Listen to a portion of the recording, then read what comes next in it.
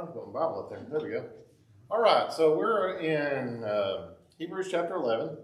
I think we were on about verse 8, chapter 11, verse 8. And so let's read chapter 11, and then we will get into what it says about Abraham. Okay, so chapter 11. Now faith is the assurance of things hoped for, the conviction of things not seen. For by it the people of old received their commendation. By faith we understand that the universe was created by the word of God, so that what is seen was not made out of things that are visible. By faith Abel offered to God a more acceptable sacrifice than Cain, through which he was commended as righteous. God commended him by accepting his gifts. And through his faith, though he died, he still speaks. By faith Enoch was taken up so that he should not see death, and he was not found because God had taken him. Now before he was taken, he was commended as having pleased God. And without faith, it is impossible to please him, for whoever would draw near to God must believe that he exists and that he rewards those who seek him. By faith Noah, being warned by God concerning events as yet unseen, in reverent fear constructed an ark for the saving of his household. By this he condemned the world and became an heir of the righteousness that comes by faith. By faith Abraham obeyed when he was called to go out to a place that he was to receive as an inheritance. And he went out not knowing where he was going. By faith he went to live in the land of promise, as in a foreign land, living in tents with Isaac and Jacob, heirs with him of the same promise. For he was looking forward to the city that has foundations, whose designer and builder is God. By faith Sarah herself received power to conceive, even when she was past the age, since she considered him faithful who had promised. Therefore, from one man, and him as good as dead, were born descendants, as many of the stars of heaven, as many as the innumerable grains of sand by the seashore. These all died in faith, not having received the things promised, but having seen them and greeted them from afar, and having acknowledged that they were strangers and exiles on the earth. For people who speak thus make it clear that they are seeking a homeland. If they had been thinking of that land from which they had gone out, they would have had opportunity to return. But as it is, they desire a better country, that is a heavenly one. Therefore God is not ashamed to be called their God, for he has prepared for them a city. By faith Abraham, when he was tested, offered up Isaac, and he who had received the promises was in the act of offering up his only son, of whom it was said, through Isaac shall your offspring be named. He considered that God was able to raise him from the dead, from which, figuratively speaking, he did receive him back. By faith Isaac invoked future blessings on Jacob and Esau. By faith Jacob, when dying, blessed each of the sons of Joseph, bowing in worship over the head of his staff. By faith Joseph, at the end of his life, made mention of the exodus of Israelites and gave directions concerning his bones. By faith Moses, when he was born, was hidden for 3 months by his parents, because they saw that the child was beautiful, and they were not afraid of the king's edict. By faith Moses, when he was grown up, refused to be called the son of Pharaoh's daughter, choosing rather to be mistreated with the people of God than to enjoy the fleeting pleasures of sin. He considered the reproach of Christ greater wealth than the treasures of Egypt, for he was looking to the reward. By faith he left Egypt, not being afraid of the anger of the king, for he endured as seeing him who is invisible. By faith he kept the Passover and sprinkled the blood, so that the destroyer of the firstborn might not touch them.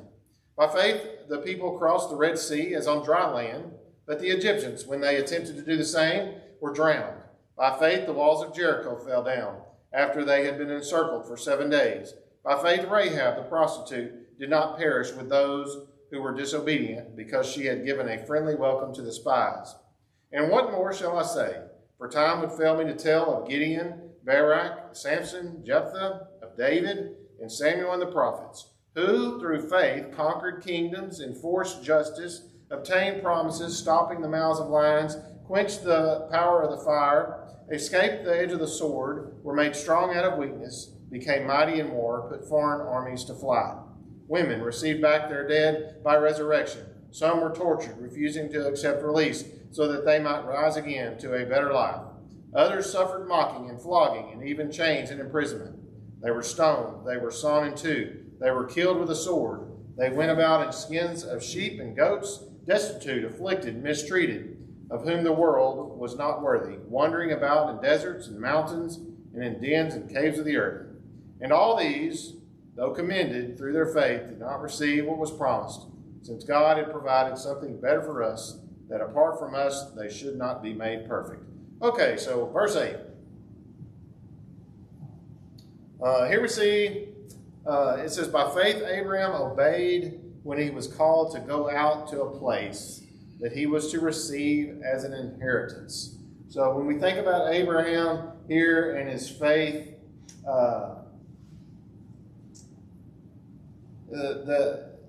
the expression that they use here is faith, or in all these that we talk about, faith was expressed in worshiping God and walking with God and in working on the ark when you see there Noah. So now when we get to Abraham, it's a little bit different.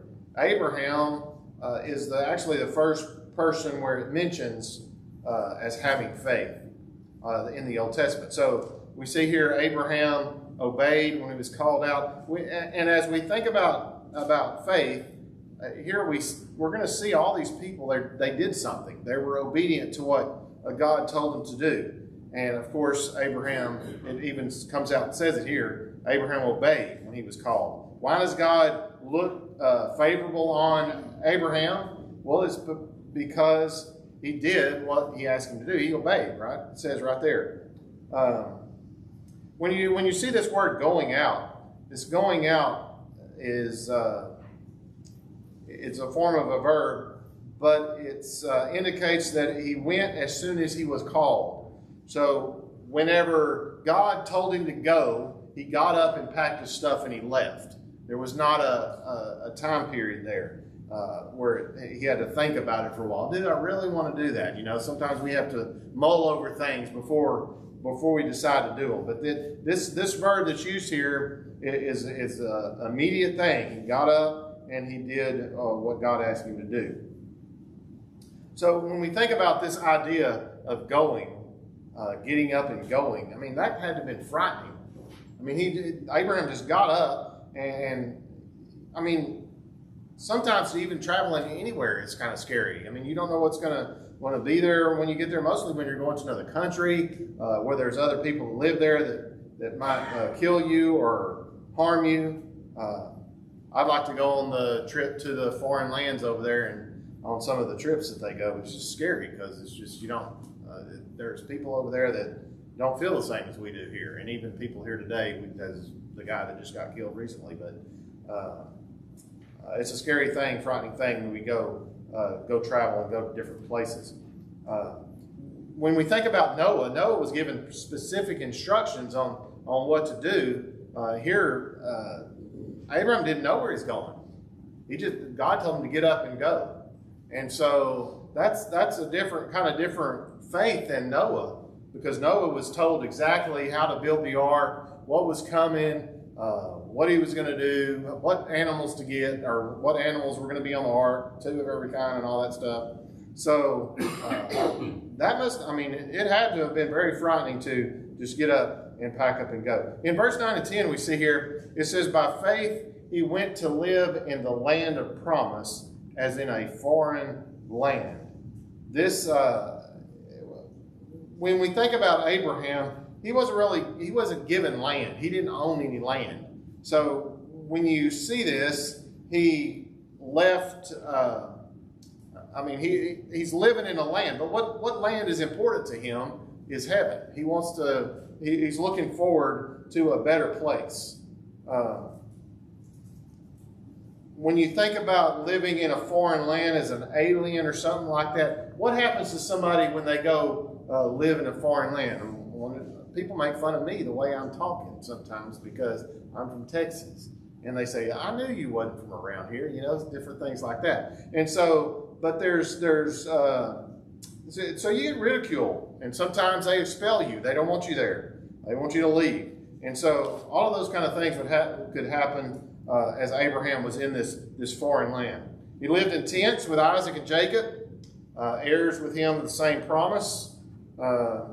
Living in tents is, why would that bother him? Well, I mean, they had other things than tents they could have lived in, but who wants to live in a tent? Get a little wind and the tent blows off. But he was willing to live in tents because what?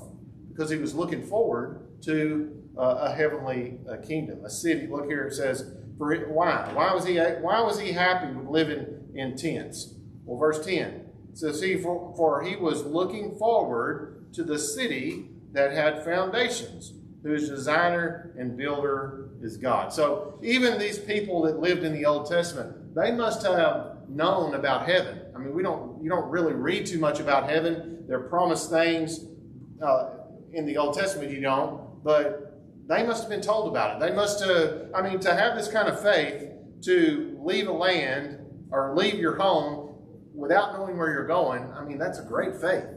And so he would have had to, I mean, what would have helped him make a decision to just get up and go right then whenever God said? Well, trust in God, right?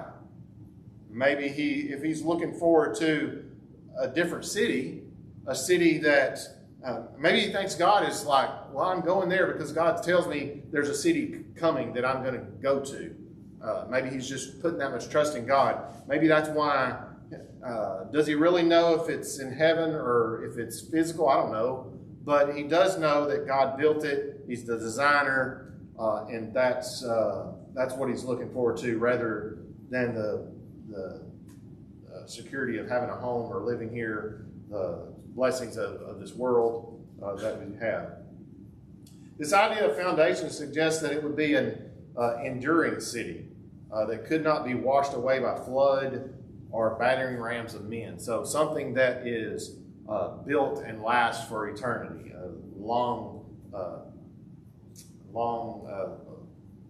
it can't be destroyed.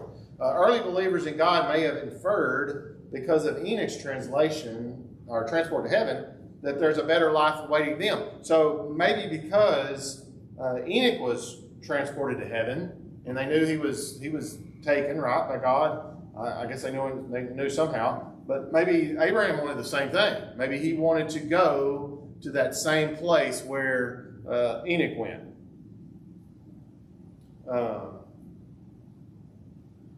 Another thing's interesting here.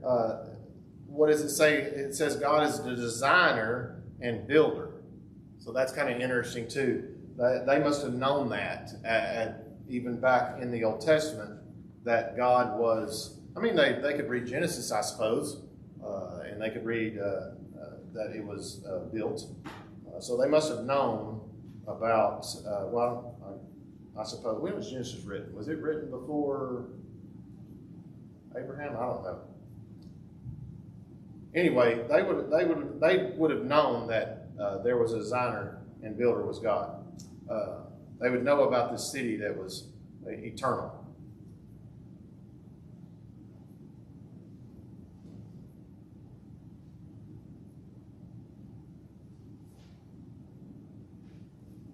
When you think about even like archaeologists and historians, many of them view the patriarchal period in Genesis, they view it as a myth, or it's been fabricated. And so why would they do that? Well, they do that because they want to destroy faith in Jesus in the New Testament. Why does that destroy the faith in the New Testament in Jesus? Because we're reading about it right here. We're reading about those things. And so, there we go. Verse 11. It says, by faith, Sarah herself received power to conceive, even when she was past the age, since she considered him faithful who had promised. So, if you remember Sarah in that story, remember the angel came to her and promised the child? And what did she do whenever she heard that? She laughed. Now, I didn't realize this, but Abraham laughed also.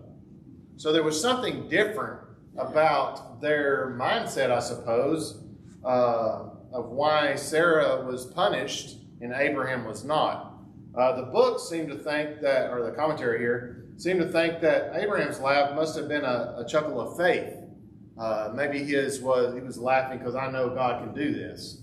Where Sarah maybe was chuckling because maybe she didn't think it would happen. And so, I mean, when we laugh at things, I might laugh at something differently and think of it differently than what you might laugh at it. So there must have been something different about their laughing. Well, we also see, look here, it says, they were born descendants as many as the stars of heaven. What is the Hubble telescope? What does it see? How many stars can a Hubble telescope see? We can't even count them, right? Billions, multiplied billions of them that telescope can see. And so the ancient Greeks thought of the number of stars as being 3,000. That was all the stars that was out there. That's way different than what we can see today through some of the telescopes. And as many as the number of grains of sand, we know there's lots of sand at the seashore. You can't even count some that you put in a cup. And so there we see. Any questions on this about Sarah 8 through 12? Any comments? Yeah.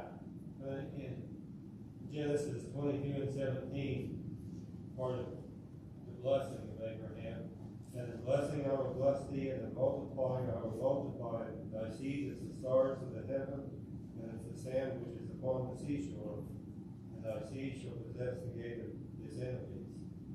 It goes right along with that. Yeah. Yeah.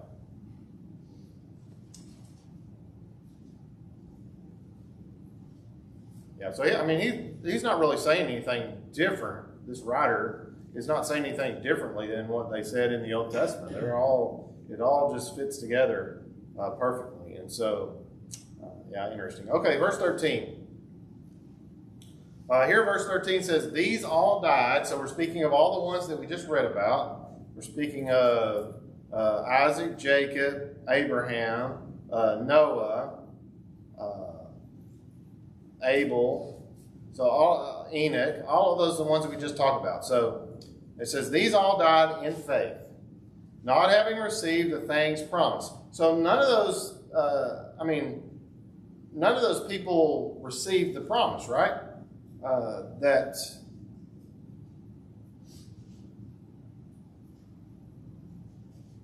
But they could see it afar off. As I was thinking about this, this is my thoughts, but when in the Old Testament, Jesus didn't die yet. All the promises were afar off. They were looking forward to those things. And so at the time, if you're looking at it in a time frame, which once somebody dies, there's no time, but if you're looking at it in a time frame, when they died, Jesus didn't die and was buried and was resurrected. That's when they were saved, is when that happened. But to God, that's as good as happened, because when God says something that's going to happen, it happened.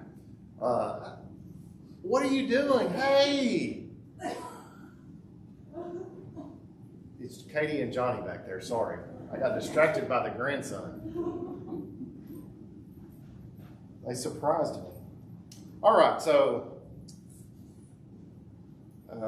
now I got really distracted.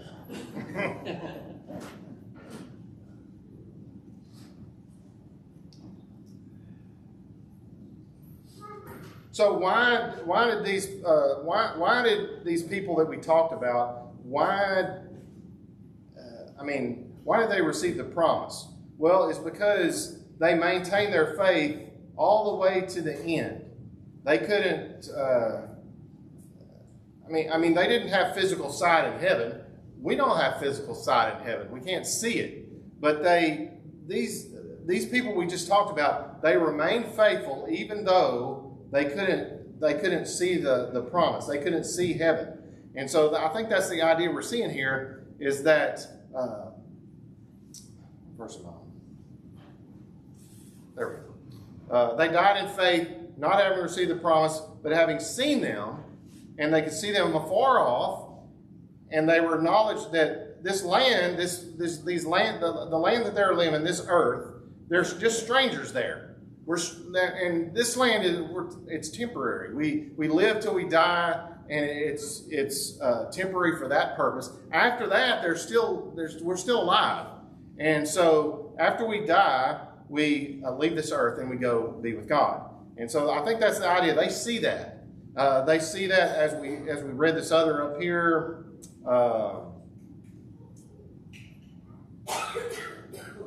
That was in earlier. Let's see. They went to the land of promise. Looking at verse 10. For he was looking forward to the city that has foundations, whose designer and builder God. That's why they kept going. That's why that their faith was strong to the very end, because that's what they were looking at. Maybe I need to preach more on heaven, because maybe that would make us have stronger faith as we think more about the place that we're going to help us be stronger as we think about. I mean, that's what they were told right here. They were told about heaven, a designer, a builder of God. And so if we don't know about heaven, if we don't know about the afterlife, what incentive do we have to continue on? It's the hope in heaven. Hope is the anchor, right? The anchor's like over heaven, and we're pulling ourselves in to get there through with the rope, I guess. So kind of that idea. All right, so as we continue on, Alexander Narna, this was an interesting comment he had, Alexander Narne or something like that. So this is what quote he had. He said, "Nomad, we are like," or this is what their faith was like. It's nomads on their way to a city across the desert. So you got these people, they're walking across the desert, and they're going to this place, right? Maybe they see it in the distance. I don't know what descry is, but I think it's like seeing the towers. Who sees its towers from a distance. So it makes me think about whenever I was in Colorado and we were going to hike that mountain. I tell y'all about it all the time. But as we were driving there, it's like, when are we ever going to get to the Colorado mountains? You could see them so far away. But the idea is here that they could see it in the distance, but they cannot reach it in a day's march. They greet the sight, but encamp once more afar off. So it's like every day they could see it afar off, they could see the mountain, and they got up and hiked further. And they could still see the mountain, and they got up the next day, and they hiked toward the mountain.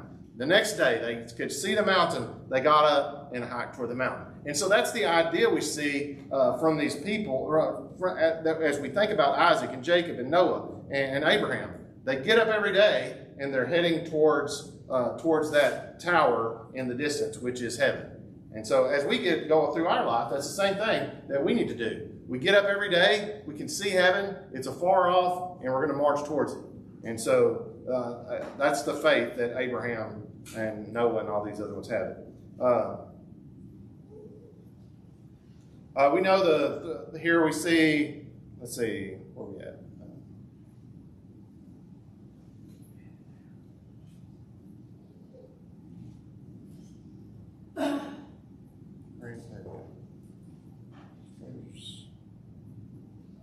These all died in faith, not having received the promises. 14, for people who speak, thus make it clear that they are seeking a homeland. And so they were strangers, exiles here. They're seeking this homeland as they're walking across the desert, right? They could see that. Verse 15, if they had been thinking of that land from which they had gone out. If I think too much on this land that we live on, think about the things that we have, what incentive do we have to go to heaven? We like this stuff better. We have to think of heaven as being so much better than all these things that we live with here on this earth. And so that's the idea we see here. They're thinking of that land. If they were thinking of the land here, this earth, they would have had opportunity to return. They would want to just stay here. They don't want to go march toward heaven. They don't want to march out through the desert and get up every day and march toward that tower that's in the distance. They want to just go back to their home, to the homeland. Just think of Abraham as he got up and he left, right? What happens if he thinks about his home? Well, I just want to go back there. I mean, do you really want to go back to your home, or do you want to head toward this home that's better? this home that's where God is.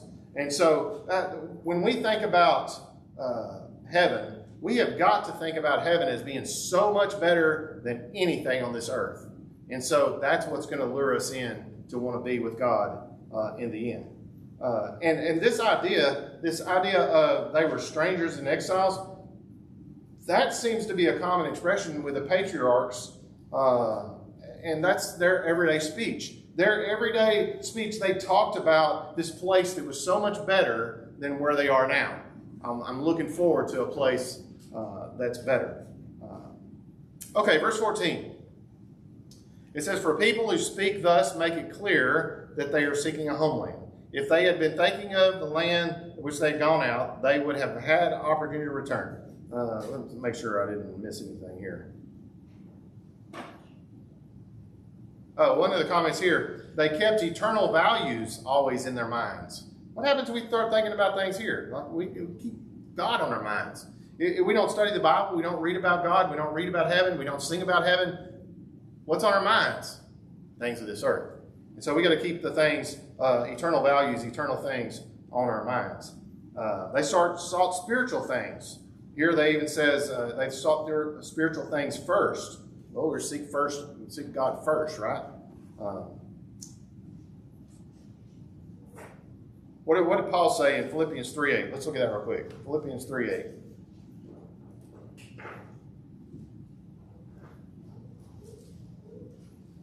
It says, "Indeed, I count everything as lost because of the surpassing worth of knowing Christ Jesus my Lord."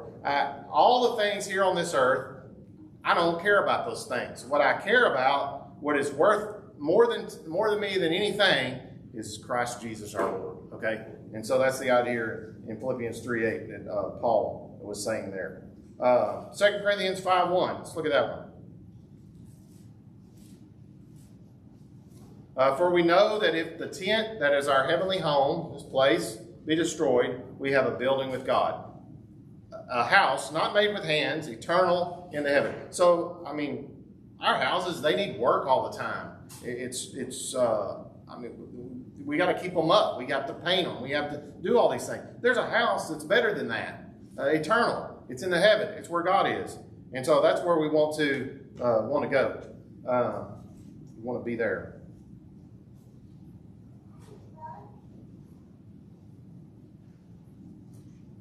Here's another good comment they had in the commentary. It says, "Their hope in the heavenly country kept them from despair when they eventually realized that the fulfillment of the hoped-for city would not be theirs in this lifetime." And so it goes on to say that their perseverance, rather than complacency in this earth, kept them going. Their hope. So hope and perseverance. All right, any comments through 16 right here?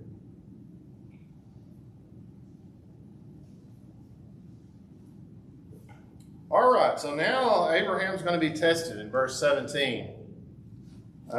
Here it says, "By faith, Abraham, when he was tested, offered up Isaac, and he who had received the promises was in the act of offering up his only son, of whom it was said, through Isaac shall your offspring be named." So this context is very interesting to me as I was thinking about it, because this is not something we could even think about trying to do. But here we have Abraham, and there's nowhere in this text where he tried to come up with some reason why he shouldn't follow God's command. Abraham didn't do that. He was asked to leave his home, to travel to unknown lands, to send away Ishmael and his mother with a little bread and water. He was asked to do all these things, and he just did it. He didn't come up with all these reasonable arguments. What could have Abraham said that would have been reasonable to tell God? I mean, what would you think of if God told you to kill your son? Offer up your son. Later in the New Testament, there was a fellow who he said, I will, but I married a wife. I can't come now. Yeah, There that's was right. another one that said, I bought some land. Yep. I gotta go prove it. Yep. Some of the things here he said was, Father, this seems inconsistent with your character. Well, it does seem inconsistent with God's character. God loves people. He don't want you to kill somebody. It contradicts your promises. You promised me I could have a son. So there's a lot of things that Abraham could have said. But there's no mention of those kind of things in the Bible. That Abraham even thought those things. Think about this. Okay, Abraham traveled 40 miles for 2 days. What do you think he was thinking about as he was traveling 40 miles? Did he sleep? Probably not. Maybe he slept because he trusted God that much. I don't know. But that's a rough 2 days to be able to think about going into going 2 days and then offering your son.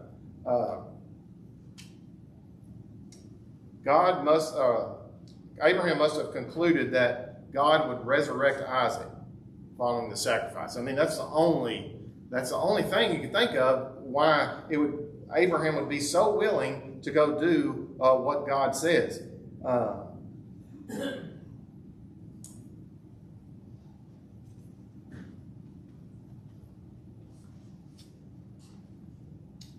Well, a couple of interesting comments I had here.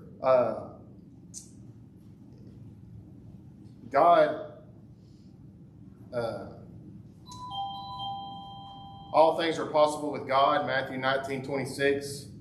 Another verse, Luke 3:8, talks about raising up children from stones. What did God do in Genesis 1? He created man, right? So if somebody has enough faith, like Abraham had that much faith to be able to just do what God said and trust God, and that God will take care of whatever it might be. What was interesting to me is Christians, in the early Christians, they compared Isaac to Christ. And so that, to me, that was very interesting, a type. I think the word here might be parabole. It's a type, okay, where you have kind of a lesson to learn from it. Foreshadowing. So when you think about Isaac, or Abraham offering up Isaac, God offered up Christ, right? So we also have the idea of when you think about God offering up Christ, he did that willingly. There was no question, and he did it. What about when we think about Abraham? Abraham didn't stall, or he just did what God said. And the verses here, I don't remember where it was, but it's as good as, he was in the middle of offering up his son when he was stopped. It's not that, the angel stopped him. He was doing it. There was not it wasn't like a few minutes before. He was in the process of bringing the knife down and stabbing him in the heart, or however he would have killed him. He was doing it. So that's the faith that we see here that Abraham had. Also, he calls him here the only begotten. That's a unique son, or a only son of a kind. So Isaac is unique, right? Wasn't Jesus unique? He was unique by being the son. You have something? Think about all of the thoughts that were going through the mind of Isaac when he sees Dad raise that knife. Yeah. What's he thinking? Yeah. Well, I hope he has the same faith that Abraham had.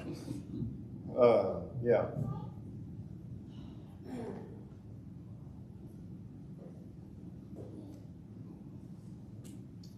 It was interesting. Let me get back to reading here where we were at. We were on 17. Well, it's time. We'll start there and talk more about Abraham next week.